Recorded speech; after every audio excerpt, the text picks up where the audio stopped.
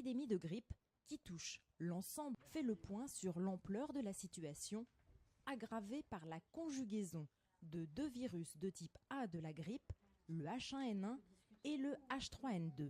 Ces deux virus donnent régulièrement des épidémies. Ils peuvent circuler régulièrement en même temps. Mais là, on avait quasiment une codominance des deux virus qui est assez rare.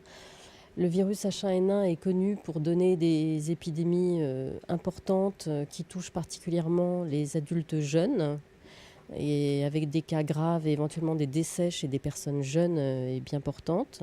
Et le virus H3N2, lui, est connu pour donner des épidémies de grande ampleur et il touche particulièrement les personnes à risque et notamment les personnes âgées.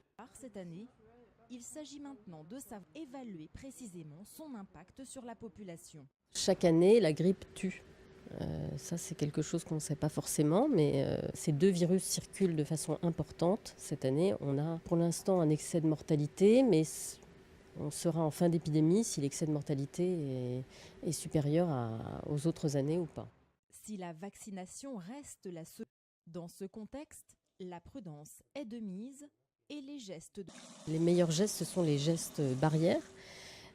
Pour éviter de se contaminer et de contaminer les autres. Alors ces gestes, c'est quoi ?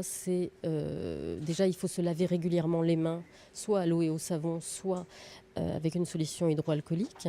Ensuite, on conseille de se moucher avec des mouchoirs en papier à usage unique qu'on jette dans des poubelles fermées. Quand on tousse ou quand on éternue, l'idéal est de le faire dans sa manche, enfin dans son coude, et non pas dans sa main.